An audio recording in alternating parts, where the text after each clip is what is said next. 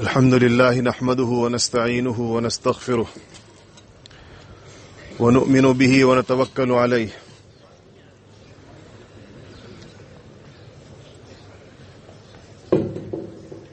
الحمد لله نحمده ونستعينه ونستغفره ونؤمن به ونتوكل عليه ونعوذ بالله من شرور أنفسنا ومن سيئات أعمالنا من يهده الله فلا مضل له ومن يضلله فلا هادي له ونشهد أن لا إله إلا الله وحده لا شريك له ونشهد أن سيدنا وسندنا وحبيبنا وشفيعنا ومولانا محمدا عبده ورسوله أما بعد فأعوذ بالله من الشيطان الرجيم بسم الله الرحمن الرحيم قال الله سبحانه وتعالى لقد خلقنا الإنسان في أحسن تقويم وقال الله سبحانه وتعالى ولقد كرمنا بني آدم وحملناهم في البر والبحر صدق اللہ العظیم. درود شریف پڑھیے.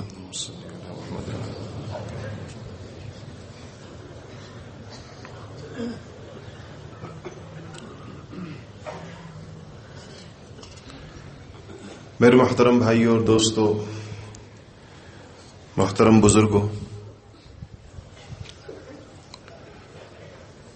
اس مبارک اجتماع کی آج آخری نشست ہے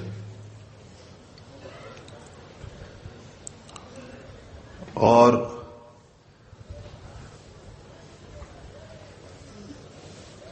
انما الاعمال بالخواتیم، آخر میں انسان کو ساری محنت کا اور کام کا خلاصہ اور ثمرہ بھی چاہیے ہوتا ہے. انسان اجر کا طالب بھی ہوتا ہے اور پھر اس کے بعد ایک آخری دعا ہوتی ہے اس مجمع کی. وہ بھی بڑی قیمتی چیز ہے کہ اتنے دور دراز سے آئے ہوئے لوگ اتنی پاکیزہ نیتوں اور اچھے ارادوں کے ساتھ، پھر ان میں اتنی بڑی تعداد میں صلحاء ہوں، اتقیاء ہوں، علماء ہوں، مشائخ ہوں، طالبین حق ہوں، سالکین ہوں، ذاکرین ہوں. یہ ایسے لوگوں کا جو مجمع ہو، وہ مل کر اللہ کے حضور کوئی فریاد پیش کرے تو اللہ جل شانہ کی رحمت سے بہت امید ہوتی ہے اس بات کی کہ انشاءاللہ وہ رائے گاہ نہیں جائے گی.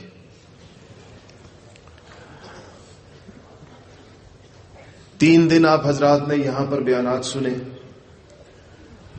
معمولات میں بھی آپ حضرات شریک رہے اور انشاءاللہ اس میں ساری بات آپ کے سامنے آ گئی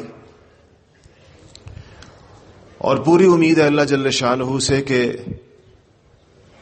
آپ نے ایمان و تقوی کی اس محنت کی ترتیب کو، اس کے مقاصد کو، اس کے اہداف کو انشاءاللہ سمجھ لیا ہوگا. آپ کے سامنے بات آ گئی ہوگی کہ یہاں کیا کام ہو رہا ہے.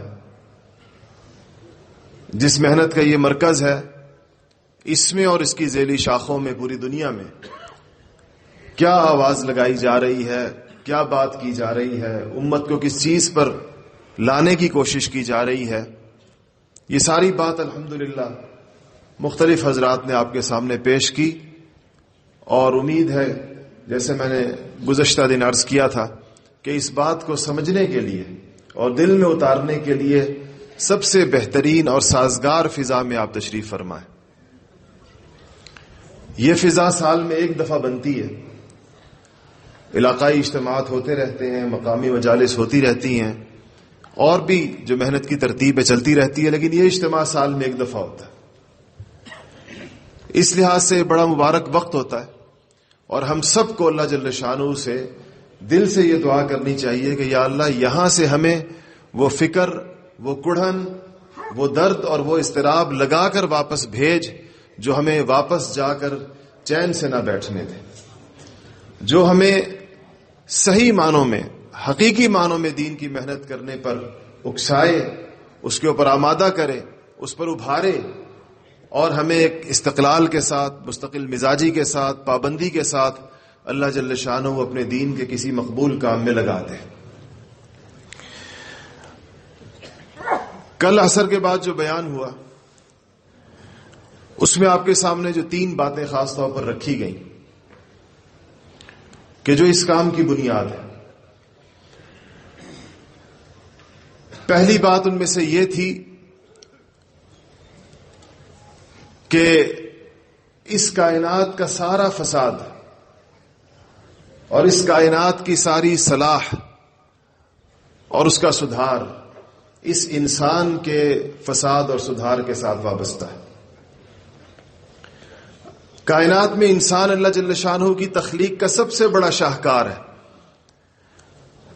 اللہ جل شانہ نے ساری کائنات کو اسی کے لیے پیدا فرمایا ہے،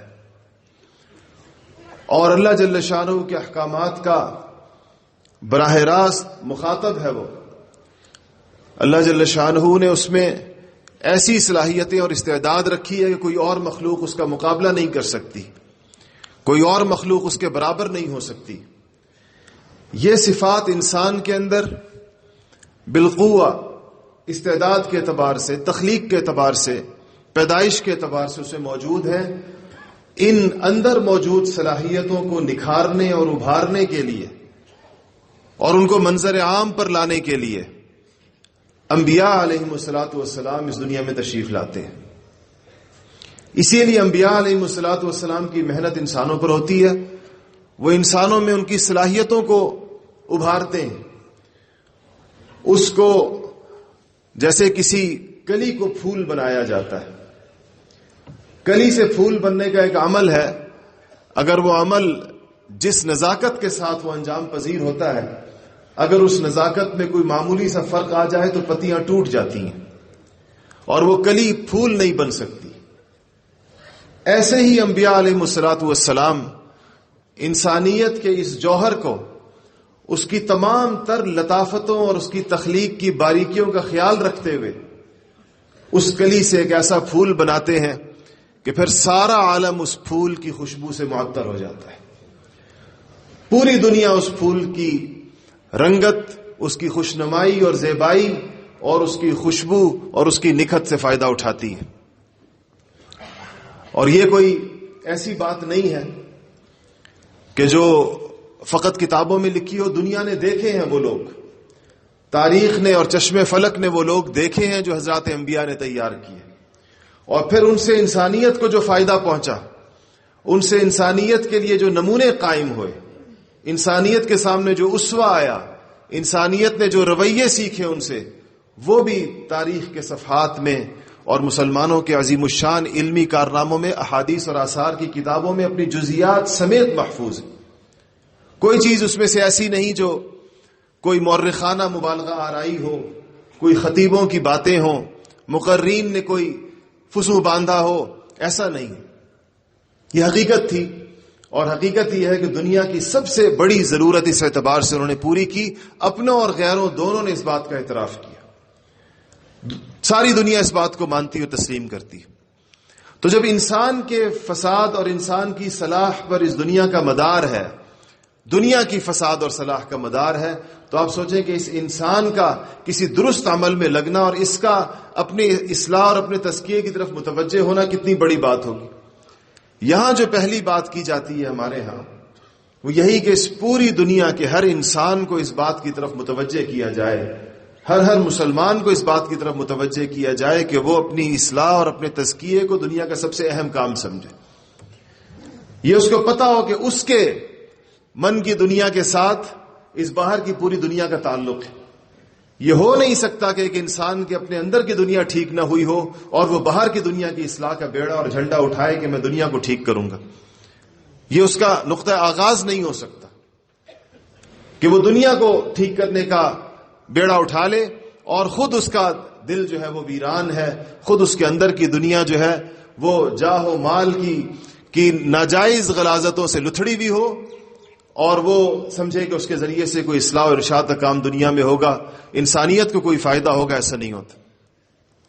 تو یہ ایک پہلی اہم ترین چیز ہے، اس کے لیے اس سے انکار تو دنیا میں کوئی نہیں کرتا، لیکن یہ عمل ہے بڑا جتنا اہم اور نازک اور باریک ہے، اس میں مشکلات بھی ہیں، اس کے لیے ماحول بنانا پڑتا ہے، اس کے لیے ایک فضا تیار کرنی پڑتی ہے، اس کے لیے ایسے افراد تیار کرنے پڑتے ہیں جن میں یہ اہلیت ہو، جن میں یہ صلاحیت ہو کہ وہ اس کام کو کر سکیں۔ اور اگر کہیں پر اللہ جل شانہ اس فضا اور ماحول کو قائم کر دیں تو انسان کی خوش نصیبی اور انسان کی سعادت یہ ہے کہ وہ اس ماحول سے فائدہ اٹھائے۔ یہ آسانی سے بنتا نہیں ہے، بے شک اس کا قائل ہر کوئی ہوتا ہے، اس کی بات بھی کی جا رہی ہوتی ہے، قرآن کی صریح نصوص اس کے اوپر موجود ہیں، لیکن کوئی ایسا عمل، کوئی ایسا نظم، کوئی ایسی چیز سامنے ہو، کوئی ایسا ماحول بنے جس سے واقعی لوگوں کو اس کا حقیقی فائدہ ہو۔ جیسے کل فرمایا گیا کہ وہ نام و نمود نہ ہو، وہ صرف رسمی نہ ہو، صرف الفاظ کا گورکھ دھندا نہ ہو، اس کے اندر ایک حقیقی روح ہو، اور یہ بڑا مشکل کام ہے۔ آپ آج پوری اسلامی دنیا میں دیکھیں گے تو ایسے مراکز آپ کو کتنے نظر آئیں گے، ایسی شخصیات آپ کو کتنی نظر آئیں گی جن کے ذریعے سے اللہ جل شانہ ہزاروں لاکھوں انسانوں کے نفوس کا تزکیہ فرما رہے ہیں۔ ایسا ماحول کتنی مشکل سے بنتا ہے جہاں پر آنے والے کو اپنے دل کی دنیا بدلتی بھی محسوس ہو، جہاں اس کے لیے گناہوں کو چھوڑنا آسان ہو، جہاں اس کے لیے طاعت اور سعادت اور ہدایت کے رستوں پر چلنا اس کے لیے آسان ہو۔ تو اس ماحول اور فضا کو اللہ جل شانہ نے یہاں اور اس کے ذیلی مراکز میں بنایا ہے۔ آپ حضرات نے اس کا عملی مشاہدہ کیا یہاں رہتے ہوئے۔ آپ میں سے بہت سے لوگ ایسے ہوں گے جو پہلی دفعہ آئے ہیں، اور بہت سے لوگ ایسے ہوں گے جو بار بار آئے ہیں۔ دونوں قسم کے مجمع نے الحمدللہ اپنی آنکھوں سے دیکھا اور اس میں کچھ وقت گزار کر دیکھا، اپنی قلبی کیفیات کو بھی دیکھا، اپنی نمازوں اور اپنی دعاؤں کو بھی دیکھا۔ اس سے یقیناً ہم سب کو یہ اندازہ ہوا کہ اگر ہم کچھ زیادہ وقت اس ماحول میں گزاریں گے تو ہمیں زیادہ فائدہ ہوگا، اور جتنا زیادہ گزاریں گے اتنا زیادہ فائدہ ہوگا۔ جیسے اردو کا محاورہ ہے کہ جتنا گڑ ڈالیں گے اتنا میٹھا ہوگا، تو جتنا اپنے اوپر محنت کرتے چلے جائیں گے اتنے بہترین نتائج ہمیں ملتے چلے جائیں گے۔ یہ پہلی بات ہے جو یہاں پر ہوئی آپ حضرات کے سامنے، اور اس کی اہمیت کی طرف آپ کو متوجہ کیا گیا، اور اسی کے لیے آپ سے وقت مانگا گیا کہ اس کے لیے آپ سے کیا چاہیے کہ اگر آپ اس دنیا کے اندر کائنات کے سدھار اور کائنات کی صلاح چاہتے ہیں، مسلمانوں کی اور امت کی بہتری چاہتے ہیں، تو نقطہ آغاز ہماری اپنی ذات سے شروع ہوگا۔ اس کا نقطہ تقریروں سے شروع نہیں ہوگا، نہ اس کا نقطہ تصانیف سے شروع ہوگا کہ آپ سوچیں کہ امت بڑی زوال پذیر ہے تو میں ایک کتاب لکھ کر امت کو عروج کی طرف لے جاتا ہوں، اور یا میں ایک زوردار تقریر کرتا ہوں تو اس سے امت کا عروج شروع ہو جائے گا۔ اگر ہم میں سے ہر شخص اس بات کو سمجھ گیا ہو تو سمجھے گا کہ اس کا نقطہ آغاز میری ذات سے ہے، مجھ سے شروع ہوگا کہ میں نے اپنے آپ کو سب سے پہلے کسی اصلاح کے لیے، تزکیے کے لیے اپنے آپ کو پیش کرنا ہے، اور اس ماحول کے اپنے آپ کو حوالے کرنا ہے جہاں پر یہ کام ہو سکے، اور اس کے لیے الحمدللہ یہ بہترین ماحول اللہ جل شانہ نے آپ کو دکھا دیا۔ اب آپ واپس جائیں گے تو آپ کا جتنے لوگوں کے ساتھ واسطہ اور رابطہ ہے، اور جن لوگوں کو بھی جن کی بھی آپ خیر خواہی چاہتے ہیں، اور مسلمان ظاہر ہے کہ ہر انسان کی خیر خواہی چاہتا ہے، اپنے تعلق والوں کی، اپنے گھر والوں کی، اپنے محلے والوں کی، اپنے رشتہ داروں کی، سب کی خیر خواہی چاہتا ہے۔ تو آپ کو خیر خواہی کی ایک اہم بات معلوم ہوئی کہ لوگوں کو اس طرف آپ متوجہ کریں گے۔ دوسری بات جو یہاں پر چلی اور آپ نے سارے بیانات میں سنی کہ نبی کریم صلی اللہ علیہ وسلم کے دین پر ایمان لانے والوں کے لیے بہت ضروری ہے، بہت اہم ہے کہ وہ حضور اکرم صلی اللہ علیہ وسلم کی نبوت کی کامل تصویر کو تسلیم بھی کریں، اس پر عمل بھی کریں اور اسی کی دعوت دیں۔ نبی کریم صلی اللہ علیہ وسلم کو اللہ جل شانہ نے بڑی جامع نبوت عطا کر کے قیامت تک کے زمانوں کے لیے بھیجا ہے، اور یہ امت ان کے نام لیوا، وہ اس امانت کے حامل ہیں۔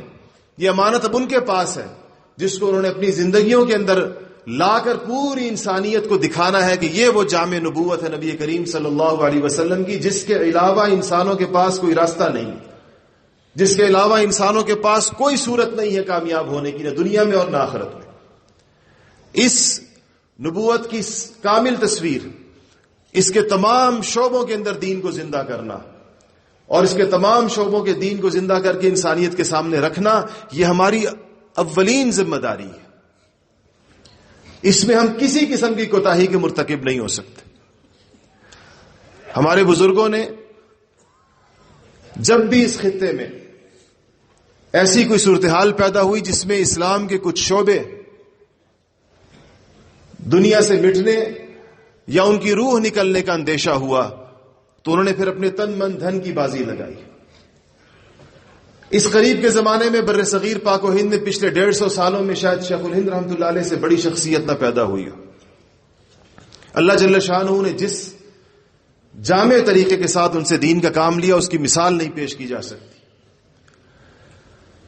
انہوں نے انگریز کی آمد پر یہ محسوس کیا کہ انگریز نے صرف ہم سے حکومت نہیں لی آ کر اس خطے میں، مسلمانوں سے صرف حکومت نہیں گئی، مسلمانوں کے دین کے بنیادی شعبے اور مسلمانوں کا دین ایسے خطرے سے دوچار ہو گیا ہے کہ اگر اس وقت اس کی حفاظت کے لیے کمر نہ باندھی گئی تو آنے والی نسلوں کو اگر اسلام پہنچا بھی تو وہ ایک ایسا رسمی اور بے روح اسلام ہوگا جو محمد عربی کا دین نہیں ہوگا۔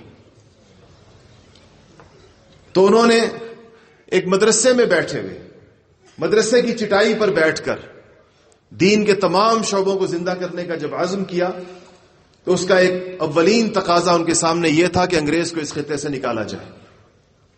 ایک مدرسے کے مدرس کی اوقات کیا ہوتی ہے عام طور، لیکن عزم جب بلند ہو، نگاہ جب اونچی ہو، روحانیت اور للہیت اور اللہ تعالیٰ سے تعلق اور اس کی معرفت ایک کامل درجے کی موجود ہو، علم کی قوت ساتھ ہو، اخلاص اللہ پاک نے نصیب کیا ہوا ہو، تو پھر دنیا ایسے کارنامے دیکھتی ہے کہ ورطہ حیرت میں پڑ جاتی ہے۔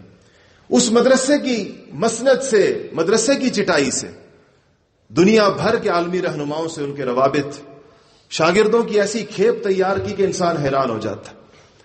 کون سا شعبہ دین ہوگا جس کی امامت ان کے شاگردوں کے ہاتھ میں نہیں آئی؟ آپ سوچیں، حکیم الامہ حضرت مولانا اشرف علی تھانوی رحمۃ اللہ علیہ ان کے شاگرد ہیں، شیخ العرب والعجم شیخ الاسلام والمسلمین حضرت مولانا سید حسین احمد مدنی رحمۃ اللہ علیہ ان کے شاگرد ہیں، امام العصر آیت من آیات اللہ علامہ انور شاہ کاشمیری رحمۃ اللہ علیہ ان کے شاگرد ہیں، نعمان الہند ابو حنیفہ ہند حضرت مفتی کفایت اللہ صاحب رحمۃ اللہ علیہ ان کے شاگرد ہیں، حضرت مولانا شبیر احمد عثمانی صاحب رحمۃ اللہ علیہ ان کے شاگرد ہیں، حضرت مولانا عبید اللہ سندھی رحمۃ اللہ علیہ ان کے شاگرد ہیں۔ اور ان سارے لوگوں کو اگر آپ دیکھیں تو شعبے الگ الگ ہیں، ان میں سے ہر شخص نے الگ الگ شعبے کا بیڑا اٹھایا، ایک استاد کے شاگرد تھے، لیکن جب تمام دین زندہ کرنے کی انہوں نے نیت کی تو اللہ پاک نے ہر شعبے کی تجدید کا کارنامہ ان سے لیا۔ اسی لیے ان کو استاذ المجددین کہتے ہیں کہ مجددوں کے استاد تھے، اور ان کے مرجع اور ان کے ماوا تھے، انہی کے اوپر سارے جمع تھے۔ جب ان کی کوششیں اونچی ہوئی، مولانا مناظر احسن گیلانی صاحب رحمۃ اللہ علیہ نے ایک عجیب بات لکھی ہے، کہتے ہیں شیخ الہند رحمۃ اللہ علیہ کی انگریزوں کے خلاف ان کو اس ملک سے نکالنے کا جو جہاد وہ کر رہے تھے، ظاہر بات ہے کام تو خطرے کا تھا، تو کہا کہ مجھے محتمم صاحب نے دارالعلوم دیوبند کے مجھے پیغام دے کر بھیجا شیخ الہند کے پاس، اور کہتے ہیں میں آج تک حیران ہوں کہ اتنے اہم پیغام کے لیے مجھ جیسے بے مایہ شخص کا انتخاب کیوں ہوا۔ مجھے کہا کہ آپ جا کر شیخ الہند سے کہیں کہ آپ جو کر رہے ہیں انگریز دارالعلوم دیوبند کی اینٹ سے اینٹ بجا دیں گے، آپ کے اس کام کا یہ نتیجہ نکلے گا کہ اس مدرسے کی اینٹ سے اینٹ بجا دی جائے گی۔ تو کہتے ہیں میں جب یہ گیا اور میں نے جا کر ان سے کہا تو لیٹے ہوئے تھے، بے چین ہو کر بیٹھ گئے اور کہنے لگے کہ حضرت الاستاذ نے مولانا محمد قاسم نانوتوی قاسم العلوم والخیرات کہا کہ حضرت الاستاذ نے یہ مدرسہ ہمارے سامنے قائم کیا تھا، ظاہر ہے پہلے شاگرد تھے، اور ہمیں پتہ ہے یہ مدرسہ کس لیے بنایا گیا تھا، یہ 1857 کی جنگ آزادی میں ہونے والی ناکامی کی تلافی کے لیے بنایا گیا تھا، اور استاذ نے کہا تھا کہ ہم نے جہاد کے چہرے پر علم کا نقاب ڈالا ہے۔ ہم نے علم کا نقاب ڈالا ہے چہرے کے اوپر. یہ مسلمانوں کو ان کی عظمت رفتہ واپس دلانے کے لیے قائم کیا گیا تھا، اور میں اس مشن سے جب تک زندہ ہوں پیچھے نہیں ہٹوں گا. یہ جواب تھا شیخ الہند رحمۃ اللہ علیہ کا. میرے دادا اسیر مالٹا مولانا عزیر گل صاحب رحمۃ اللہ علیہ فرمایا کرتے تھے، ایک دفعہ پھر اہتمام کی طرف سے پیغام آیا کہ آپ تھوڑا سا خیال رکھیں. تو شیخ الہند نے کہا کہ مجھے ایک آیت کا مطلب بتا دیں، الذین جعلوا القرآن عضین، کیا مطلب ہے اس کا؟ بس اتنا پیغام بھیجا کہ کیسے ہو سکتا ہے کہ دین کے ایک شعبے کے کام کے لیے دین کے دوسرے شعبے کی اہمیت نظر انداز کر دی جائے. کہا کہ اس آیت کی مجھے تفسیر بتائیں کہ الذین جعلوا القرآن عضین سے کیا مطلب ہے. وہ لوگ جنہوں نے قرآن کو ٹکڑے ٹکڑے کر دیا، یعنی وہ قرآن جو جامع دین کی تصویر پیش کرتا تھا، وہ قرآن جو دین کے تمام شعبوں کی بات کرتا تھا، وہ دین جو قرآن جو محمد عربی کی نبوت کی کامل تصویر ہے، اس میں سے کسی ایک شعبے کے لیے یا اس کی حفاظت کے لیے یا اس کے وجود کے لیے کسی دوسرے شعبے کو مسلمان مکمل نظر انداز کر دے، مسلمان کی شان نہیں ہے. اور اس قریب کے زمانے میں نے عرض کیا کہ حضرت شیخ الہند رحمۃ اللہ علیہ نے بہترین اس کی ایک مثال اور نمونہ ہمارے سامنے قائم کیا. تو یہاں جو دوسری بات آپ کے سامنے رکھی گئی کہ ہمیں دین کی کامل تصویر، اس پر خود عمل بھی کرنا ہے، جو احکام ہماری طرف متوجہ ہوں، اسی پر لوگوں کی تربیت بھی کرنی ہے، اسی کی دعوت بھی دینی ہے، اور سارے عالم کے اندر اس کو زندہ کرنے کا عزم بھی کرنا ہے، اس کا ارادہ بھی رکھنا ہے. اور یہ نہ ہم سوچیں کہ یہ نہیں ہو سکے گا. اگر غلامی کے اس دور کے اندر اللہ پاک نے جب ہمارے اوپر دنیا کی سب سے بڑی طاقت حصی طور پر موجود تھی اور مسلط تھی، اگر اس وقت اللہ جل شانہ نے اس کے لیے اسباب پیدا کیے، افراد پیدا کیے، اور آج اسی کی برکت ہے کہ آج یہ بات ہم یہاں پر بیٹھ کر رہے ہیں، یہ فکر متوارث ہوئی ہے، یہ تسلسل کے ساتھ ملی ہے، تو اللہ جل شانہ آج تو ہم آزاد سمجھے جاتے ہیں. ہمارے اوپر کوئی بظاہر ایسے لوگ یوں مسلط نہیں ہیں کہ ہم کہیں کہ یہاں موجود ہوں ہمارے درمیان اور ہمارے اوپر بیٹھے ہوئے ہوں، تو کیوں اللہ جل شانہ اس کو مقدر نہیں فرمائیں گے اگر اس کے لیے ہم حقیقی معنوں کے اندر جو اس کے قوائف ہیں اس کو ہم پورا کر لیں، اس کے لیے جو شرائط ہیں جو سنت اللہ ہے اس کو ہم پورا کر لیں. تو دوسری بات یہاں یہ آپ کے سامنے کی گئی، اور یہ بڑی اہم بات ہے. یہ اتنی اہم بات ہے کہ اگر یہ ہمارے دل میں آ جائے تبھی سارا صحیح معنوں کے اندر دین کا نقشہ قائم ہوگا. اور اس حوالے سے ہم سے ظلم ہوا ماضی میں، ہم سے زیادتی ہوئی دین کے اوپر، کہ ہم نے جزیات کو بعض اوقات، فروعات کو بعض اوقات، اور مختلف شعبوں کو بنیاد بنا کر پورے نظام کے حصے بکھرے کر دیے، پوری چیزوں کو الگ الگ کر دیا، اپنے درمیان ایسی چیزیں، ایسی فصیلیں کھڑی کر دیں کہ آج کافر کو مسلمان کرنا آسان ہو گیا ہے، مسلمان کو مسلمان کا بھائی بنانا مشکل ہو گیا ہے. جو لوگ دعوت کا کام کر رہے ہیں ان سے پوچھیں، کافر کو مسلمان کرنا اتنا مشکل نہیں رہا، مسلمان کے دل میں مسلمان کی گنجائش پیدا کرنا مشکل ہو گیا. یہ اسی کا نتیجہ ہے. اور پھر اسی سے جڑی ہوئی تیسری بات جو آپ کے سامنے رکھی گئی، جس کی دعوت یہاں سے دی جاتی ہے، اور صرف دعوت ہی نہیں، جس کی تربیت الحمدللہ اللہ تعالیٰ کے فضل و کرم سے کی جاتی ہے، اور ایسے افراد تیار کرنے کی کوشش کی جاتی ہے جن کے رگ و پیگ میں یہ بات اتری ہوئی ہو کہ مسلمانوں کو باہم ایک کیا جائے، مسلمانوں کے دلوں میں ایک دوسرے کے لیے گنجائش پیدا کی جائے، مسلمانوں کے دلوں میں ایک دوسرے کی محبت پیدا کی جائے، ان کو مشترکات کے اوپر اکٹھا کیا جائے، ان کو نبی کریم صلی اللہ علیہ وسلم کے جھنڈے کے نیچے ایک کیا جائے، قرآن کے نیچے ایک کیا جائے، اللہ کی توحید کے نیچے ایک کیا جائے. اور یہ بات الحمدللہ جب سے یہاں زمانہ ہوا چل رہی ہے، آج اللہ جل شانہ اس کے اثرات اور اس کے ثمرات ہر طرف دکھا رہے ہیں. جس زمانے میں یہ 4 اصول پیش کیے گئے تھے، تو جو لوگ چشم بینا رکھتے تھے، جن کو اللہ پاک نے اپنی معرفت سے نوازا ہوا تھا، انہوں نے اسی وقت کہا کہ یہ الہامی معلوم ہوتے ہیں، کیونکہ اس وقت اس دور کے ہر زمانے کے اپنے اختلافات کی وجوہات ہوتی ہیں، اور وہ وجہ سے بات نکل کر اتنی آگے چلی جاتی ہے کہ اس کے اندر وجہ بعض اوقات گم ہو جاتی ہے، اور انا کی دیواریں کھڑی ہو جاتی ہیں، حب جاں اور حب مال اس کے ساتھ وابستہ ہو جاتا ہے، اور بہت بات پیچیدہ ہو جاتی ہے، اتنی آسان نہیں رہتی. آج بھی اختلافات میں ایک تو علمی اختلاف ہے جو مسلمانوں میں صدر اول سے چل رہا ہے، حضرات صحابہ کی آراء کے اندر اختلاف ہوتا تھا، ائمہ مجتہدین کی آراء ایک دوسرے سے مختلف رہیں، لیکن ہمارے درمیان جو اختلاف ہے اس کی نوعیت وہ نہیں ہے. ہمارے درمیان جو اختلافات آئے اس میں ہمارے اور بہت سارے عوامل اس میں داخل ہو گئے، اور بہت ساری چیزیں اس میں شامل ہو گئیں. اس کے ساتھ ہماری نفسانیت شامل ہوئی، اس کے ساتھ حب جاہ شامل ہوئی. ہر شخص کی اپنی ایک لیڈری ہے، اگر وہ اختلاف ختم کر دے تو اس کی لیڈری ختم ہو جائے گی. اس نے اختلاف کی بنیاد پر جتھا اکٹھا کیا ہے، وہ جتھا ٹوٹ جائے گا اگر اختلاف ختم ہو جائے. حب مال ہے اس کے ساتھ، کتنے لوگوں کا روزگار وابستہ ہے اس کے ساتھ. کتنے اللہ جل شانہ معاف کر دے ہمیں، کتنے مقرر ایسے ہوں گے جن کو ان کی تقریروں کا جو معاوضہ ملتا ہے وہ ملتا ہی اس پر ہے کہ وہ فریق مخالف کو کتنا رگڑا لگاتے ہیں. بعد میں عوام اس پہ تبصرے کرتے ہیں، کہتے ہیں آج کیا رگڑا لگایا، آج کیا زبردست اس نے آج تقریر کی. اور اس کو بھی پتا ہوتا ہے کہ ان تقریر کس قسم کی تقریر چلے گی، کون سی تقریر جو ہے وہ نتیجہ خیز ثابت ہوگی. اور وہ پورے علاقے میں ایک تقریر آگ لگا کر مقرر چلا جاتا ہے، اور لوگ پھر دہائیوں تک باہم دست و گریبان رہتے ہیں. لوگ ایک دوسرے کے پیچھے نمازیں نہیں پڑھیں گے، لوگ ایک دوسرے کے جنازوں میں شرکت نہیں کریں گے. ایک دوسرے کا، میں ایک علاقے میں دیکھتا تھا لوگ ایک دوسرے کا ذبیحہ نہیں کھاتے تھے. چچا کے بیٹے، چچا زاد بھائی ایک دوسرے کے ساتھ ان کے گھر کا گوشت نہیں کھانا، کیونکہ یہ لوگ مشرک ہے کہتے تھے. الحمدللہ وہاں بھی ہمارے ساتھیوں کی برکت سے انہوں نے وہاں کام شروع کیا. آج سارے خاندان اس کی اکٹھے اور متفق نظر آتے ہیں. تو جہاں یہ اس پر یہ میں عرض کر رہا تھا، ہمارے استاذ حضرت مولانا محمد امین صاحب شہید رحمۃ اللہ علیہ اس بات کا ذکر کیا کرتے تھے کہ اس پر یہ الہامی معلوم ہوتے ہیں. حضرت مولانا فضل احمد صاحب رحمۃ اللہ علیہ کے حوالے سے فرماتے تھے، اور واقعی اس کے اثرات ہم نے دیکھے کہ جو اس کو سامنے رکھتے ہوئے جب جہاں پر بھی محنت ہوئی ہے مسلمانوں کے درمیان، اللہ پاک نے دلوں کو جوڑ دیا. اور وہ بات آپ کے سامنے ہر دفعہ رکھتے ہیں، اور اسی لیے بار بار رکھتے ہیں کہ جو نیا مجمع آتا ہے اس تک بھی بات پہنچ جاتی ہے. ظاہر بات ہے کہ ہر دفعہ ہزاروں کی تعداد میں ایسے لوگ ہوتے ہیں جو پہلی دفعہ آئے ہوتے ہیں.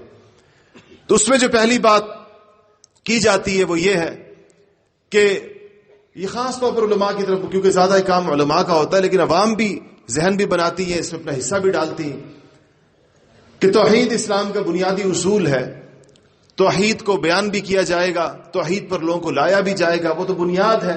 اسلام کی مثال خیمے کی طرح دی گئی ہے، توحید کو اس کا بنیادی ستون قرار دیا گیا ہے. مگر توحید کی آڑ میں سلف صالحین کی توہین نہ کی جائے. سلف صالحین کی توہین سے اختلاف کا آغاز ہوتا ہے، اور بعض حضرات اس کو اپنی توحید کا تقاضا سمجھتے ہیں کہ توحید کا حق ادا نہیں ہوگا جب تک بزرگوں کو برا بھلا نہ کہا جائے، جب تک ان کے علم، ان کے فہم، ان کے تقوی کو نشانہ نہ بنایا جائے. تو ظاہر بات ہے جب یہ بات ہوگی تو امت میں خلفشار اور انتشار تو پیدا ہوگا. یہ طبقات اکٹھے نہیں ہو سکتے.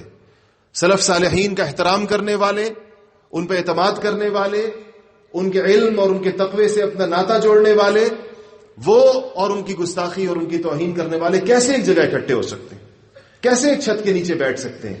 لیکن اگر اس بات پر دونوں آ جائیں، اور ان میں سے بھی جو مخلص ہیں اگر وہ سمجھتے ہیں کہ توحید بیان کرنا ان کا فرض منصبی ہے، تو اس سے اختلاف تو دوسرے فریق کو بھی نہیں ہے.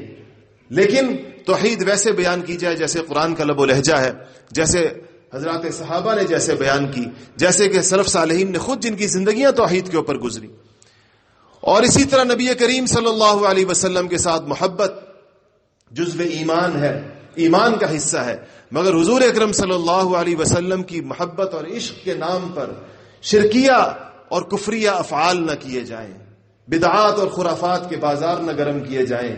اگر آپ سوچیں کہ ان دونوں نقطوں کو آپ ملا لیں اور اس پر ہم ایک محنت کریں باقاعدہ، حضرات علماء اس کی دعوت چلائیں، عوام اس کا ذہن بنائے، تو آپ سوچیں تو ایسے لگتا ہے جیسے کہ اس معاشرے کے 50% اختلافات ختم ہو جائیں، یا شاید اس سے بھی زیادہ ختم ہو جائیں. بڑے دو طبقات باہم شیر و شکر ہو جائیں، ایک ہو جائیں. اور اسی طرح تیسری بات اس کے ساتھ یہ کی جاتی ہے کہ تحقیق اور علمی کاوشیں یہ مسلمانوں کی تاریخ رہی ہے، مسلمانوں کا ترہ امتیاز ہے. ہر دور میں مسلمانوں کا علمی تفوق ان کے معاصرین کے اوپر اس کی دھاک رہی ہے. تو تحقیقات کی جاتی رہیں گی، اور لوگ اس میں اپنی تحقیقات کے نتائج پیش کرتے رہیں گے، مگر اپنی تحقیق کو، اپنے نتیجے کو، اپنی بات کو اللہ جل شانہ کی بات یا رسول اللہ کی بات بنا کر نہ پیش کیا جائے۔ اس پر اتنا اصرار نہ ہو کہ جیسے نصوص قطعیہ کے اوپر ہوتا ہے، اس کو ایسا حرف آخر نہ سمجھا جائے کہ جو اس سے ذرا دائیں بائیں ہو تو ہمارے نزدیک اسلام میں اس کی گنجائش نہ ہو، اس کو مسلمان ماننے کو تیار نہ ہو۔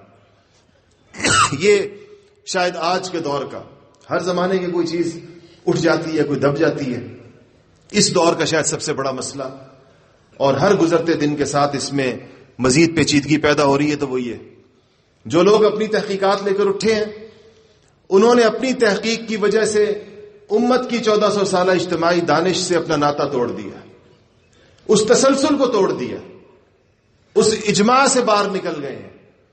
امت کی وہ متفقن علیہ چیزیں جس پر امت جمی ہوئی تھی صدیوں سے، اس سے انہوں نے نعرہ بغاوت بلند کر کے اپنا جتھا الگ کر لیا، اپنا گروہ الگ کر لیا، اپنی جماعت الگ کر لی، اور ان کے لوگوں کا یہ اصرار ہے کہ حق صرف وہی ہے جو اس نے کہا ہے، نہ اس سے پہلے کبھی حق کہا گیا ہے، نہ اس کے بعد کبھی حق کہا جائے گا۔ آپ سوچیں کہ اس مزاج کے ساتھ کیا امت اکٹھی ہو سکتی ہے؟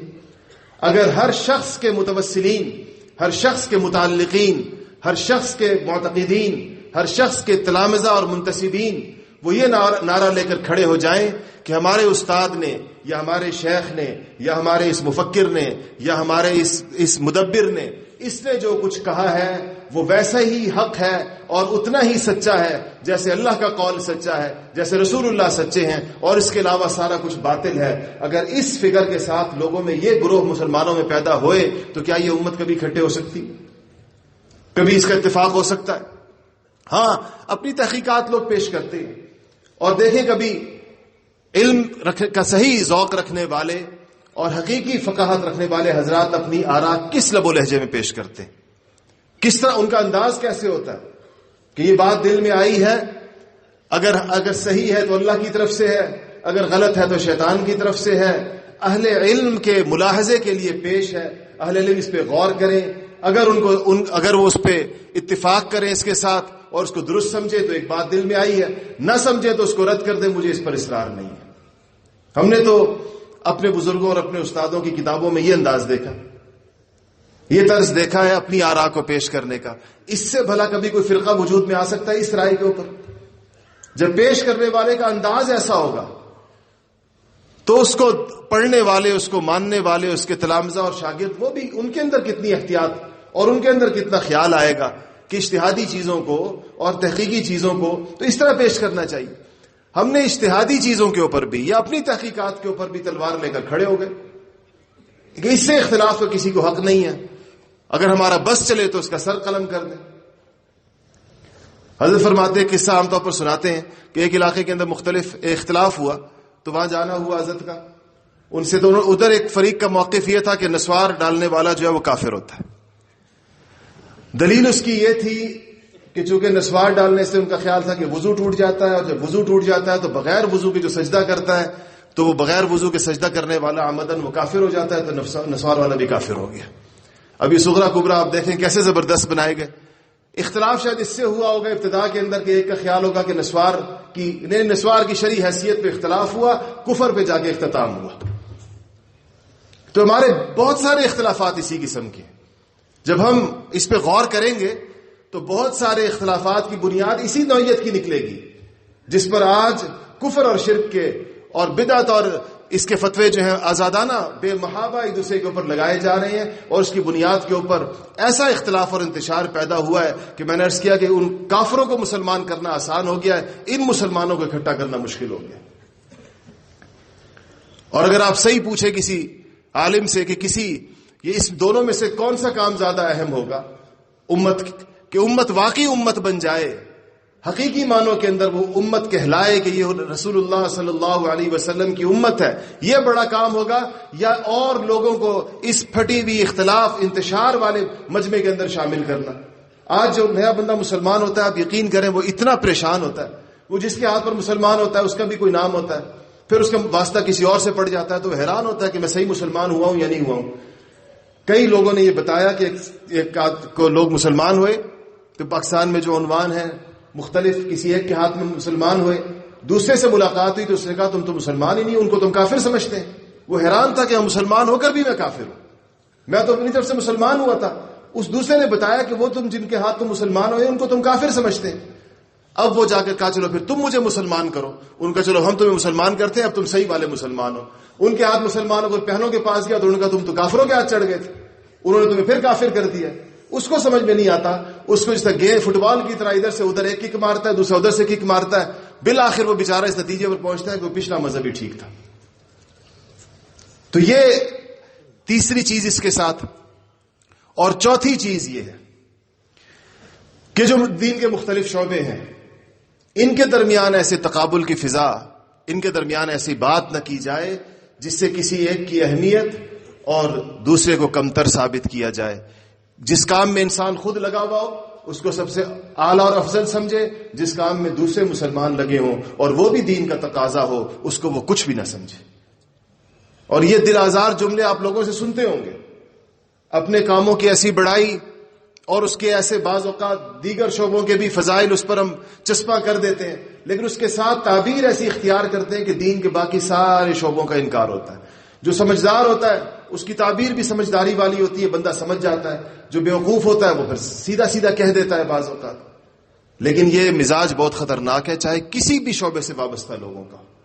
اگر یہ مزاج اہل مدارس کا ہو تو بھی خطرناک ہے، یہ مزاج اگر جہاد والوں کا ہو تو بھی خطرناک ہے، یہ مزاج اگر خانقاہوں والوں کا ہو تو بھی خطرناک ہے، یہ مزاج اگر تبلیغ والوں کا ہو تو بھی خطرناک ہے۔ کسی بھی شعبے کے اندر جو بندہ دین کا کام کر رہا ہو وہ دین کے دیگر شعبوں کے بارے میں اس کو دین کا حصہ نہ سمجھے، یا اس کی محنت کو کوئی دین کی ضرورت نہ سمجھے، یا اس کو زندہ کرنا بھی اس نبوت کی پوری تصویر کا حصہ نہ سمجھے، تو یہ ناقص فہم، یہ دین کا فہم بھی ناقص ہے، اور یہ امت کو یہ بھی توڑنے کی ایک صورت ہے، اس سے بھی لوگ ٹوٹتے۔ شیخ الہند رحمۃ اللہ علیہ جب مالٹا سے واپس آئے تو 6 مہینے 8 مہینے کی زندگی باقی تھی۔ وہاں ایک بات ارشاد فرمائی جو آپ نے بار بار سنی ہوگی، کہا کہ میں نے مالٹا کی تنہائیوں میں، کیونکہ قید تنہائی تھی، وہاں میں نے امت کے زوال کے مسئلے پر بہت غور کیا کہ یہ امت کا زوال کیوں ہے اور اس کو عروج کیسے ملے گا۔ تو 2 باتیں ارشاد فرمائی، کہا کہ اگر 2 کام مسلمان کریں تو اللہ جل شانہ ان کو پھر عروج کے رستے کے اوپر گامزن فرما دیں گے۔ پہلی بات ارشاد فرمائی تھی کہ قرآن کو لفظاً اور معناً عام کیا جائے، یعنی قرآن کا پیغام ہر مسلمان تک پہنچایا جائے۔ اس بات میں بڑی گہرائی ہے، اور جتنا بھی آپ اس کو سوچیں گے اور کھولیں گے، حضرات علماء اس اشارے کو سمجھ رہے ہوں گے کہ انہوں نے قرآن کی طرف اشارہ کر کے کتنی چیزوں کے دروازے بند کیے، اور اس سے خود کتنا ایک خاص قسم کی فضا قائم ہوتی ہے۔ انہی کی اس بات کے اوپر شیخ الہند رحمۃ اللہ علیہ کی اس بات سے قرآن کو لفظاً اور معناً، لفظاً کا مطلب کیا ہے؟ لفظاً کا مطلب وہ مکاتب دینیہ ہے کہ جس کی ضرورت ہر گلی اور محلے کے اندر، کہ ہر گلی محلے کے اندر مسلمان بچوں کے لیے مکاتب قائم کیے جائیں، چاہے بچے اسکول پڑھتے ہوں، چاہے کالج پڑھتے ہوں، چاہے کچھ نہ پڑھتے ہوں، چاہے مزدوریاں کرتے ہوں، جس قسم کے بچے بھی ہوں، وہ گھنٹے 1.5 گھنٹے کے لیے مسجد میں آئیں اور امام مسجد یا کوئی استاد ان کو قرآن سکھائے، قرآن کی اور اس کے ساتھ جو بنیادی دینی تربیت ہے وہ سکھائے۔ الحمدللہ یہاں پر ہم نے ایمان و تقوی کی اس محنت کے تحت مکاتب کا ایک نظام قائم کیا ہے، اور میں چاہ رہا تھا کہ اس کی بات بھی آپ کے سامنے رکھی جائے۔ میں نے پوچھا ان حضرات سے کہ گزشتہ بیانات میں اگر کسی نے ذکر کیا ہو تو میں نہ کروں، تو انہوں نے کہا نہیں ہوئی یہ بات، تو میں کہا پھر میں اس بات کو آپ کے سامنے رکھوں کہ یہ مکاتب ہماری ضرورت ہے، یہ ہر بچے کی ضرورت ہے۔ یہ جو نسل ان مکاتب سے بے نیاز ہو کر بڑی ہو رہی ہے، جن کے نہ گھروں میں دین کا ماحول ہے، نہ والدین ان کی کوئی دینی تربیت کر سکتے ہیں، نہ ان کے اسکول نہ اس کی صلاحیت رکھتے ہیں، نہ استعداد رکھتے ہیں، نہ پروگرام رکھتے ہیں، نہ ارادہ رکھتے ہیں۔ اسکول آج جو بھاری بھرکم فیسیں لیتے ہیں وہ تو آپ سے اس بات کی لیتے ہیں کہ ہم آپ کے بچے کو زیادہ اچھا انگریز بنا کے آپ کو دیں گے، آپ لوگ بھی اسی بات کے پیسے دیتے ہیں۔ آپ کی پتہ کر لیں مہنگے اسکولوں اور سستے اسکولوں میں کیا فرق ہے۔ مہنگے اسکول اس بات کی ضمانت دیتے ہیں کہ آپ کے بچے میں اور انگریزوں کے بچے میں کوئی فرق نہیں ہوگا، اور آپ اسی ضمانت کے اوپر ان کو 20,000 روپے مہینے کا بھی دینے کو تیار ہے, 15,000 اور 30,000 روپے مہینے کا بھی دینے کو تیار ہے. پھر وہ نتیجہ اس سے مانگتے ہیں, ہمیں بتاتے ہیں. یہاں مجمع میں بیٹھے ہیں اسکولوں والے بہت سارے, میری اس بات کی تصدیق کریں گے. ہمارا تو واسطہ ہے صبح شام کا. والدین آ کر کہتے ہیں میرا بچہ انگریزی تو بولتا ہے لیکن لہجہ انگریزوں والا نہیں, آپ کس چیز کے 25,000 روپے لے رہے ہیں؟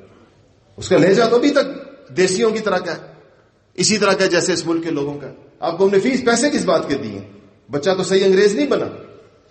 تو یا تو بچے اس کے حوالے ہوں اس طرح کے تعلیمی اداروں کے, یا گھر کے اندر والدین کی نہ ماں کی دینی تعلیم ہے نہ بچے باپ کی ایسی دینی تعلیم ہے کہ اولاد کی دینی تربیت کر سکے. ان کے پاس مکتب کے علاوہ کوئی حل نہیں ہے. 1-1.5 گھنٹے 2 گھنٹے کے لیے بچہ مکتب میں جائے اور وہ اس کو مسلمان بنائیں گے. وہ جنہوں نے انگریز بنایا ہے اس کی انگریزی اس کو بھی اعتدال میں لائیں گے, اس کو بھی ٹھیک کریں گے. تو الحمدللہ یہاں پر کافی عرصے سے اس پر محنت ہو رہی تھی, اور اب اللہ کا شکر ہے کہ نصاب بھی اس کا بن گیا ہے, اس کا نصاب چھپ بھی گیا ہے. یہاں پر مرکز میں اس کا باقاعدہ دفتر قائم ہو گیا, اور پورے ملک میں انشاءاللہ اللہ نے چاہا تو مکاتب کا ایک جال بچھا دیا جائے گا. اللہ جل شانہ اس میں مدد فرمائے. آپ جتنے حضرات تشریف فرمائیں یہ نیت کریں اپنی جگہ پر بیٹھے بیٹھے کہ انشاءاللہ ایک مکتب کم سے کم میں ضرور قائم کروں گا. سب کی نیت ہے. اگر یہ واقعی آپ نے نیت کی ہے تو دیکھیں تو خدا جانے کتنے ہزار مکتب صرف اس مجلس سے قائم ہو جائیں گے انشاءاللہ. شیخ الہند رحمۃ اللہ علیہ نے فرمایا تھا کہ قرآن کو لفظاً اور معنن عام کیا جائے. یہ اس کی سب سے اولین اور ابتدائی صورت, یہ اس کی شکل ہے. اور دوسری بات یہ ارشاد فرمائی تھی جو بھی میں نے جس پر 4 اصول آپ کے سامنے پیش کیے کہ مسلمانوں کے درمیان باہمی اختلاف کو, انتشار کو کسی قیمت پر برداشت نہ کیا جائے, کسی صورت اس کی حوصلہ افزائی نہ کی جائے, اس کو ہوا نہ دی جائے, اس کو اٹھایا نہ جائے, ابھارا نہ جائے. تو یہ کیسے ختم ہوگا؟ جب ان 4 باتوں پر جو میں نے آپ کے سامنے عرض کی, آپ کے سامنے پیش کی, جب اس کے اوپر ہم حقیقی معنوں میں آ جائیں, ہم اس کی تربیت حاصل کر لیں باقاعدہ, اور اس کو ہم اپنے مشن کا اور اپنے پروگرام کا حصہ بنائیں. جن علاقوں کے اندر بھی آپ رہتے ہیں, جہاں پر بھی آپ واپس جائیں گے, اگر آپ اس بات کے ساتھ واپس جائیں گے آپ کے ذریعے آپ کو اللہ پاک ذریعہ بنائے گا. بڑے مبارک ہوتے ہیں وہ لوگ جن کے ذریعے اللہ پاک مسلمانوں کو ایک کر دیں. بڑے باسعادت ہیں وہ لوگ جن کے ذریعے اللہ پاک مسلمانوں کے دلوں کو جوڑ دے, جن کے ذریعے اللہ پاک مسلمانوں کو اسلام پر اکٹھا کر دے, حضور اکرم صلی اللہ علیہ وسلم کی نبوت پہ اکٹھا کر دے, اللہ اپنی وحدانیت اور اپنی توحید پر اکٹھا کر دے. اس سے زیادہ مبارک کام کس کا ہو سکتا ہے؟ کیونکہ یہ ایسے جیسے نبی کریم صلی اللہ علیہ وسلم کی محنتوں کو اکٹھا کر رہا ہے, جس کو ہماری نالائقی کی وجہ سے اور ہماری ناقبت اندیشی کی وجہ سے جو چیز بکھر گئی اس کو کوئی سمیٹ رہا ہو دوبارہ. آپ سوچیں اگر آپ سے کوئی چیز بکھر جائے, اگر آپ سے کوئی چیز گم ہو جائے, کوئی اس کو ڈھونڈ کر آپ کو لا دے, آپ اس کو اپنا کتنا بڑا محسن اور مہربان سمجھتے ہیں. کوئی چیز آپ سے گم ہو جائے, آپ کی اولاد کہیں گم ہو جائے, کوئی اس کو جا کر لے آئے, ڈھونڈ کر لے آئے. نبی کریم صلی اللہ علیہ وسلم کو اپنی امت سے, لوگوں کو جتنی اپنی اولاد سے محبت ہے اس سے بدر جہاں زیادہ محبت. اللہ جل شانہ وہ اپنی اس مخلوق سے 70 ماہوں سے زیادہ محبت کرتے ہیں.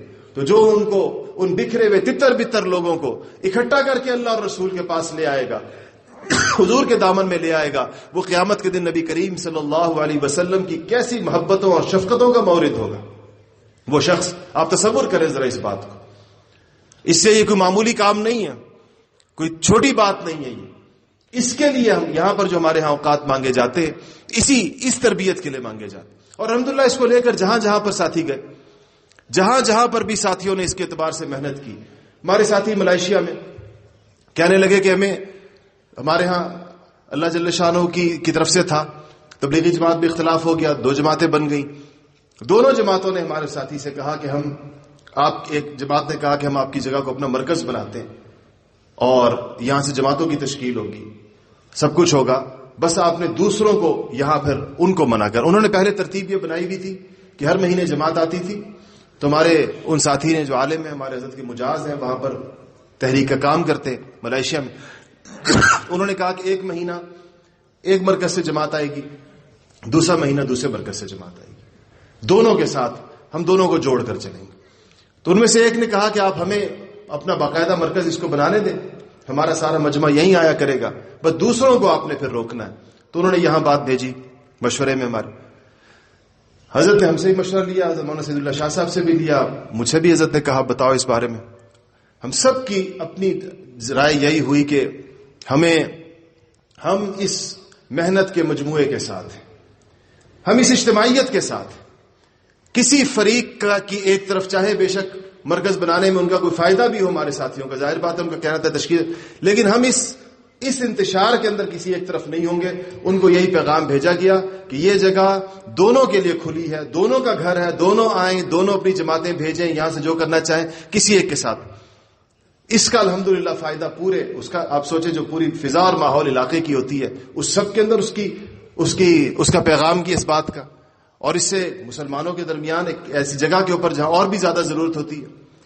اسی طرح کوریا میں الحمدللہ دارالایمان، وہاں پر جتنی بھی دین کی محنتیں ہوتی ہیں عام طور پر، یعنی وہی دارالایمان ہے، وہاں علم کی محنت بھی ہے، درس قرآن انگریزی میں، عربی میں، اردو میں، مختلف زبانوں میں، اور لوگ پڑھا رہے ہیں، پورا مدرسہ اس کے ساتھ چل رہا ہے۔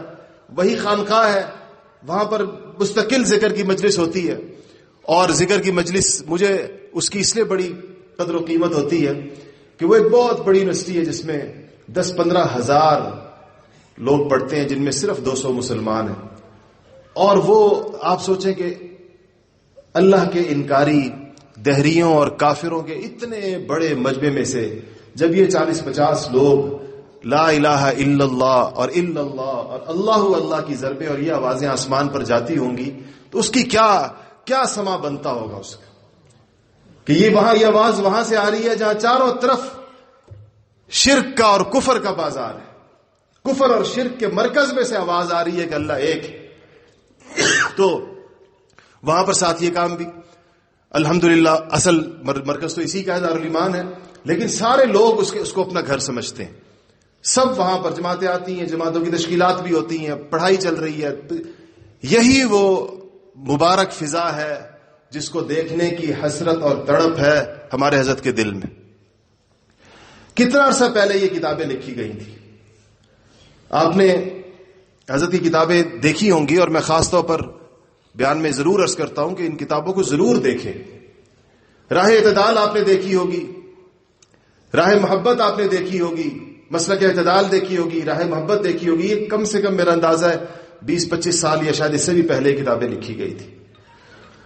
جو حضرات بڑی عمر کے تشریف فرمائے علماء، وہ آج جنہوں نے پاکستان کی مذہبی تاریخ اور یہاں پر مذہبی کاموں کو دیکھا ہے، جنہوں نے، وہ 25-30 سال پرانے ماحول کا اندازہ لگا سکتے ہیں۔ اس وقت یہ صدا اتنی نامانوس تھی، ایسے لگتا تھا جیسے اس بات پر تو کبھی بھی عمل نہیں ہو سکے گا۔ سچی بات ہے، ایسی فضا تو کبھی قائم نہیں ہو سکتی، یہ تو بس گویا کہ ایک اچھا تصور ہے، عملاً شاید ممکن نہیں ہے۔ لیکن دیکھیں، کسی بھی کام پر انسان یکسوئی کے ساتھ زندگی لگا دے، اللہ جل شانہ اس کے ثمرات و نتائج دکھاتے ہیں۔ یہ اللہ تعالیٰ کی سنت ہے، اللہ تعالیٰ کا اپنے بندوں کے ساتھ معاملہ ایسا ہے۔ ان ساتھیوں نے یکسوئی کے ساتھ اس کام کو جاری رکھا، پورے ملک کے اندر، ملک سے باہر، جہاں جہاں پر بھی جو گیا، اس بات کی پرواہ نہیں کی کہ لوگوں نے کہا یہ نہیں ہو سکتا، یہ ممکن نہیں ہے۔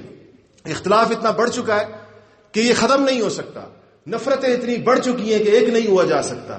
اللہ جل شانہ نے وہ منظر اور فضائیں دکھائی ہیں، آپ کبھی جہاں پر بھی اجتماعات ہوتے ہیں آپ حیران ہوں گے۔ ایسے اس وقت جو مجمع یہاں پر تشریف فرمائے، اس مجمع کا تنوع اگر آپ کو صحیح معنوں میں معلوم ہو کہ کیسے کیسے لوگ یہاں پر کہاں سے لوگ اکٹھے ہوتے، یہ اس اجتماعیت کی سوچ کی برکت۔ اس لیے ہم یہاں پر بار بار کہتے ہیں کہ آپ اس مرکز کو کسی مخصوص سلسلے کی کوئی ایسی خانقاہ صرف نہ سمجھے جہاں صرف اسی سلسلے کے لوگوں کی آمد و رفت کا خیر مقدم کیا جاتا ہو اور باقیوں کے لیے کوئی بات نہ ہو وہاں۔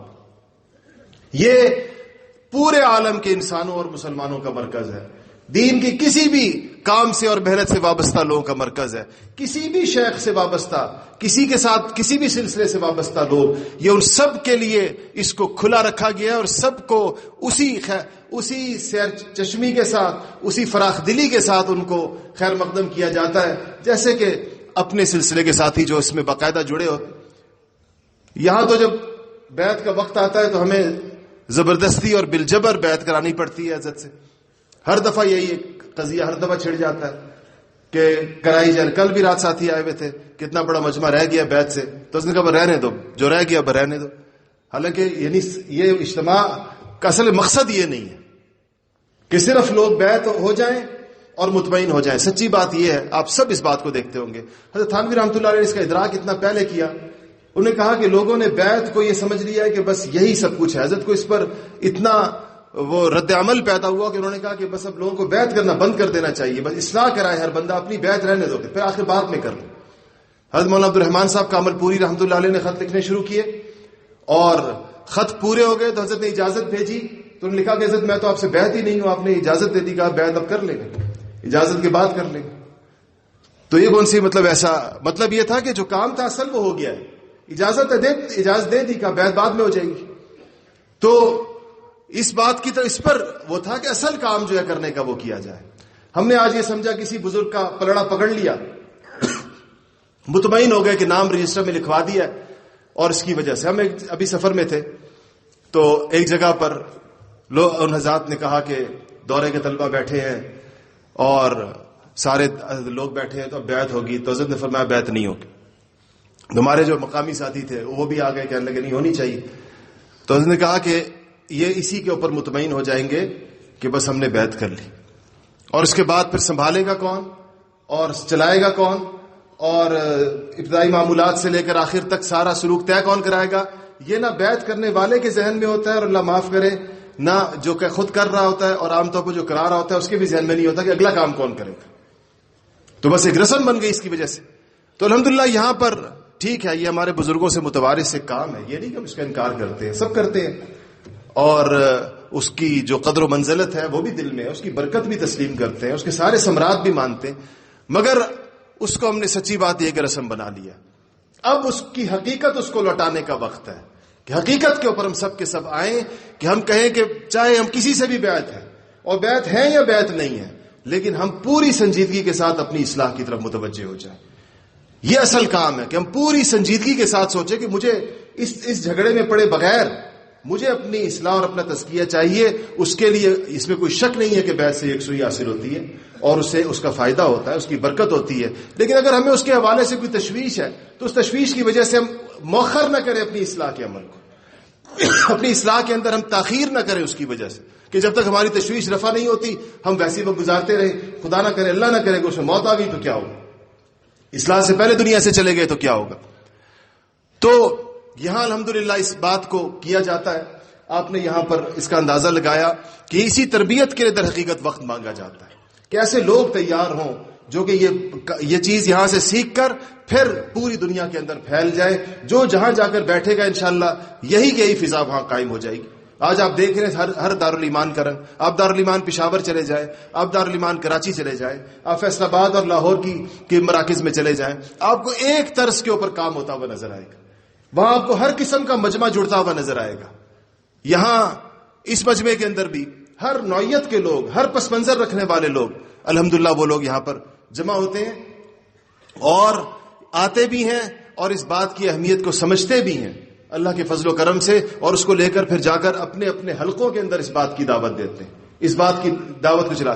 کتنی جماعتوں تنظیموں سے وابستہ ساتھیوں نے یہاں پر وقت لگایا. ظاہر بات ہے وقت لگانے سے یکسوئی تو انسان کو حاصل ہوتی ہے. باقاعدہ ہم سے صراحتاً اجازت مانگی اپنی جماعتیں چھوڑنے کی کہ اگر ہم ان کو چھوڑ کر بس صرف اسی کام کے ہو جائیں. ہم نے کہا کہ یہی کام کا ہونے کے لیے کسی جماعت کو چھوڑنا ضروری نہیں ہے, آپ وہاں رہتے ہوئے یہی کام کریں, وابستہ رہیں.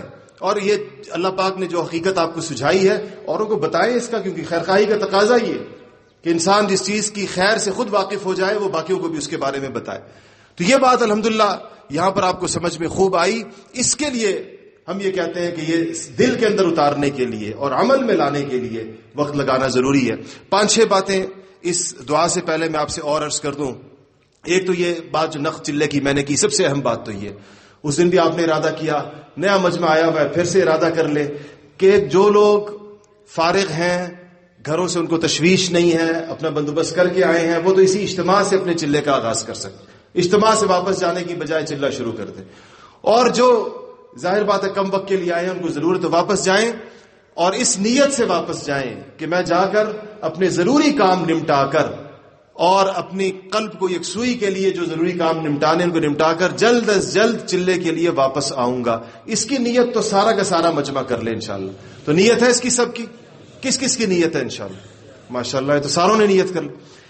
دوسری بات یہ اس کے ساتھ کہ بنیادی کام جہاں سے آپ فکر مند ہونا شروع ہوں گے اور آپ کے ساتھی فکر مند ہوں گے وہ اپنے مقام پر مجالس، مقامی مجالس بنیادی یونٹ ہے، اس سے ہی ماحول بنتا ہے، اس سے فضا بنتی ہے.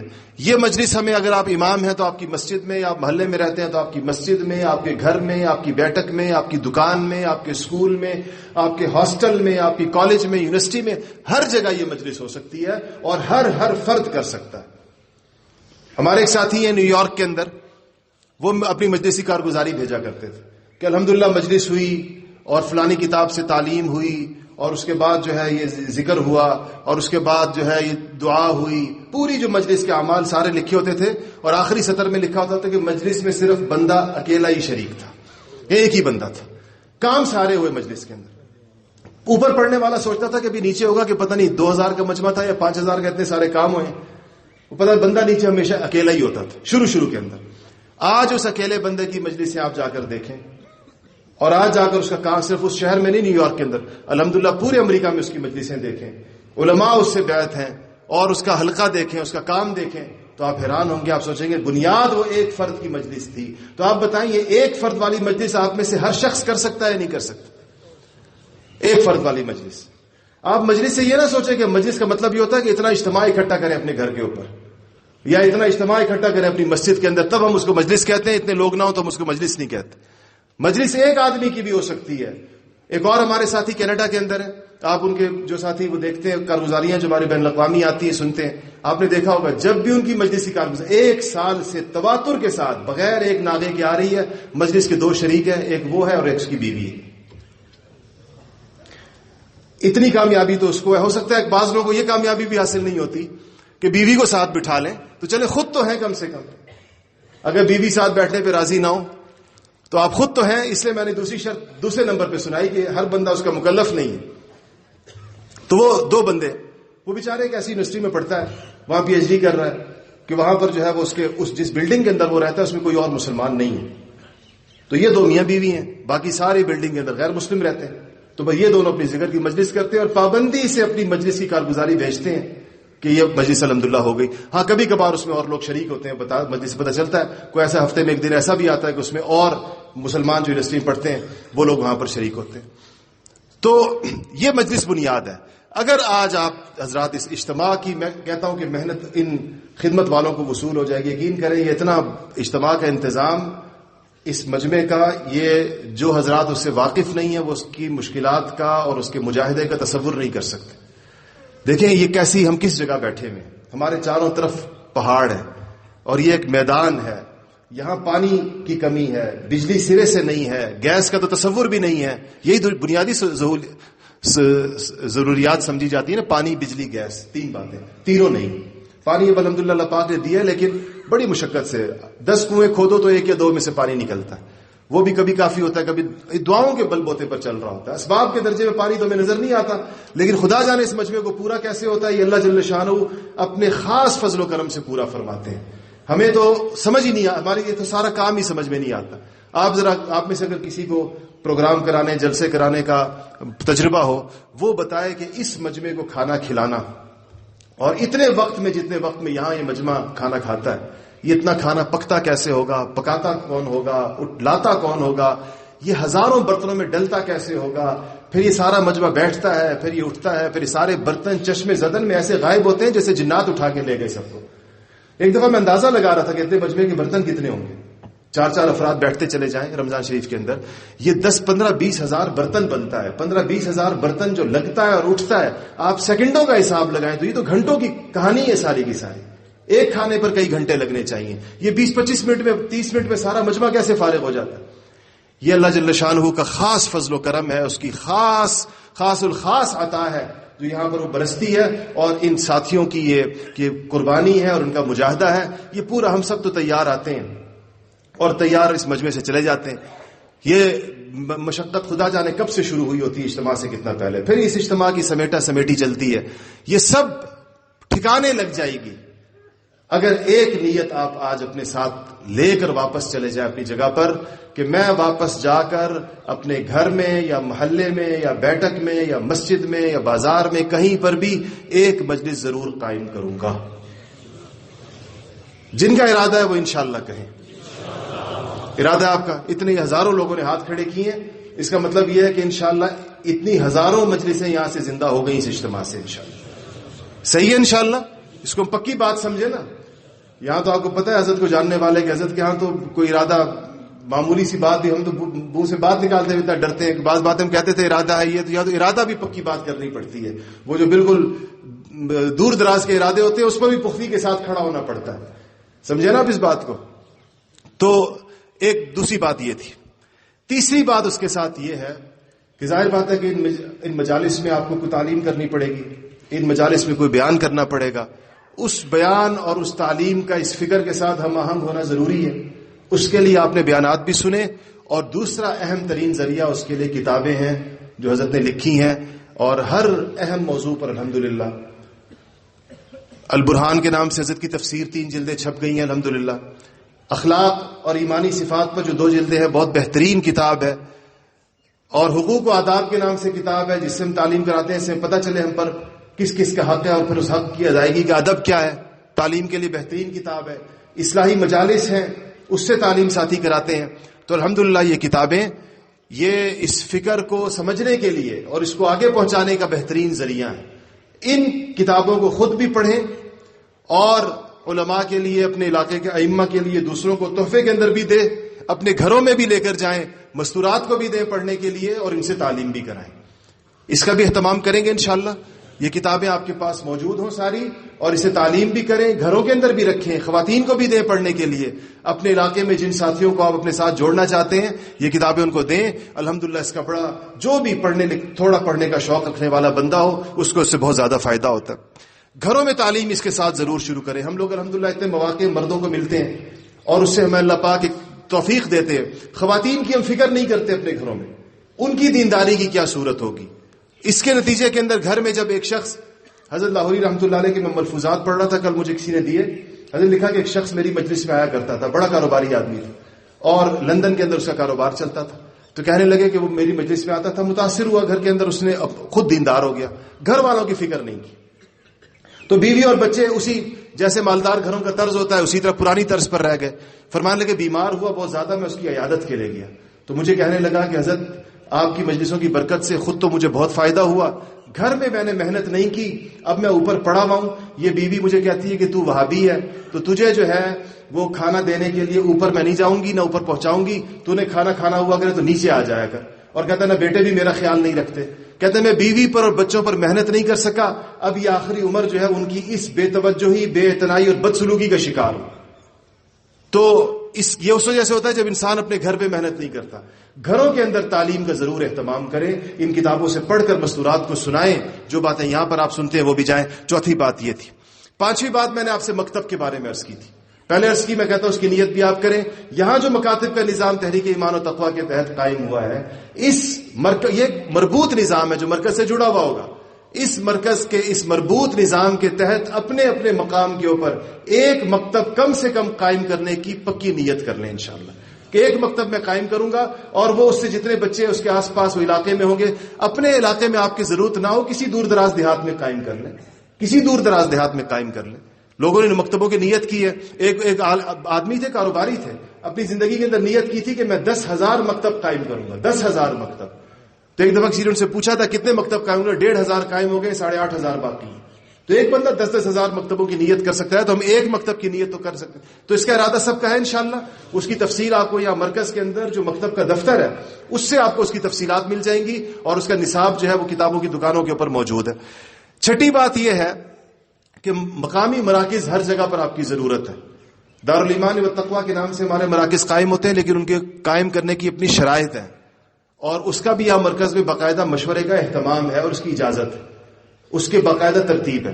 تو آپ حضرات ضرور اس کی محنت کریں کہ آپ کے ہر علاقے کے اندر دارالایمان و تقویٰ قائم ہو, مگر وہ اس طرح نہیں کہ آپ خود سے کسی جگہ کو دارالایمان و تقویٰ کا نام دے دیں, اپنے مدرسے کو نام دے دیں, اپنی کسی اور چیز کو نہیں. آپ اس کے لیے یہاں پر جو اس کی ترتیب اور مشورہ قائم ہے اس سے کوشش کریں, پھر معلوم کریں یہاں پر کہ اس کی شرائط کیا ہے.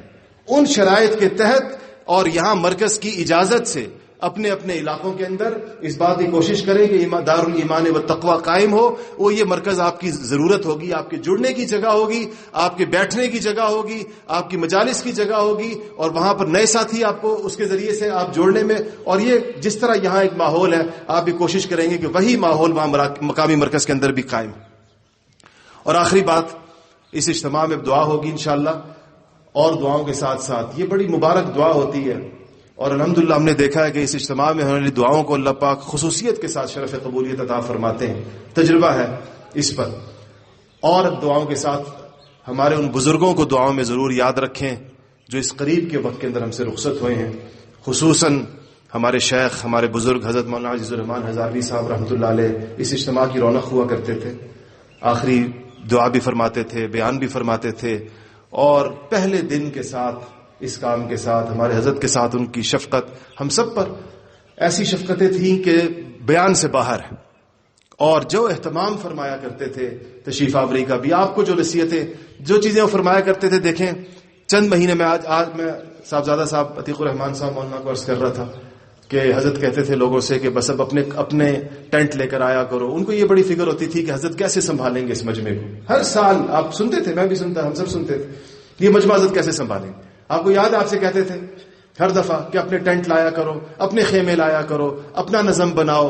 وہ اس فکر، اب وہ دیکھیں وہ واقعی بھئی صورت پیدا ہو گئی ہے کہ جس کے اندر آپ لوگوں کو اگلے سالوں میں اپنے خیمے تو لانے پڑیں. اب بھی شاید لوگ لائے ہوں گے زیادہ سے زیادہ.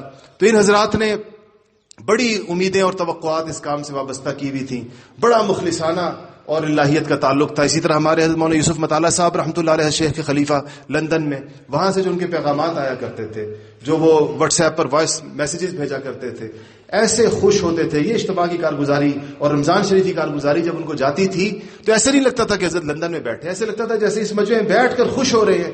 کہتے تھے، بار بار کہتے تھے کہ حضرت شیخ کا فیض، حضرت شیخ کی برکتیں ایسی. اور اپنے بیانات میں مجھے ہمارے بہت سارے ساتھی ہمارے پاس پڑھتے ہیں، ان کا اصلاحی تعلق حضرت مولانا مطالعہ صاحب رحمۃ اللہ علیہ سے تھا، انگلینڈ سے ساتھی آتے جاتے ہیں. کہتے ہیں حضرت ہر وقت بیانات کے اندر کربوگا شریف میں ایسا رمضان ہوا، کربوگا شریف میں ایسا اعتکاف ہوا، کربوگا شریف میں ایسا اجتماع ہوا. ان کا بھی انتقال اس سال میں ہوا تھا. ان کے لیے بھی ہمارے شیخ حضرت شیخ رحمۃ اللہ علیہ خلیفہ حافظ صغیر صاحب رحمۃ اللہ علیہ، وہ بھی حضرت شیخ کے بڑے محبوب خلیفہ. یہ سارے اللہ والے اور ہمارے حضرت کے خواجہ تاش ساتھی سارے کے سارے، اور ایک دو دن کی نہیں، دہائیوں کی رفاقت والے حضرت مولانا عبد الحفیظ مکی صاحب رحمۃ اللہ علیہ، یہ سارے وہ لوگ تھے جن کو آپ لوگ یہاں دیکھتے رہے، ہر سال ہمیشہ آتے جاتے ان کو دیکھتے رہے. یہ سب اللہ کی رحمت کے سائے میں پہنچ گئے. اس دعا میں جہاں اور دعائیں ہوں گی خصوصیت کے ساتھ ان حضرات کا حق سمجھتے ہوئے ان کے لیے ہم خصوصی دعا کریں گے. اللہ ان کے درجات کو بلند کرے. جو توقعات اور جو اس کام سے جو امیدیں ان کی تھیں، اللہ جل شانہ دنیا اور آخرت میں ان کی بھی اور ان سے محبت رکھنے والوں کی آنکھیں ٹھنڈی فرمائے. وآخر دعوانا الحمدللہ رب العالمین.